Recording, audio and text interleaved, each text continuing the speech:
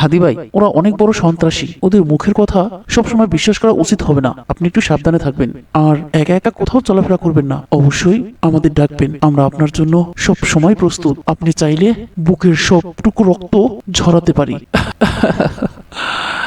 তোরা আমাকে খুব ভালোবাসিস তাই না মাহিন? তুই আমার ছোটবেলার বন্ধু, তুই আমাকে খুব ভালো করেই চিনিস। মৃত্যুর ভয় আমি করি না, তবে একটা কথা বলি, আমার মৃত্যুটা যেন এমন মৃত্যু হয় যে মৃত্যু হলে মানুষ মরে না, আজীবন বেঁচে থাকে। আর তোদের একটা কথা বলে যাই, যদি আমি কারো হাতে খুন হই, যদি কারো গুলি আমার মাথার খুলি উড়িয়ে দেয়, যদি কারো গুলি আমার কলিজাকে ছিদ্র করে ছিন্ন করে দেয়, আর আমি যদি আল্লাহর ডাকে সাড়া দিয়ে উপরে চলে যাই, তাহলে তোরা শুধু আমার জন্য কান্না করিস না, বরং এই ইনকলাব মঞ্চের ইনসাফ প্রতিষ্ঠার প্রতিশ্রুতিকে তোরা সারা জীবন এগিয়ে নিয়ে যাস।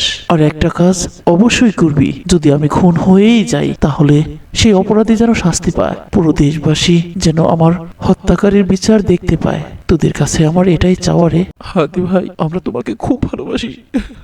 তোমার জন্য আমরা আমাদের জান দিতে প্রস্তুত। তোমাকে সামনে রেখে আমরাও যে ইনসাফ কায়েম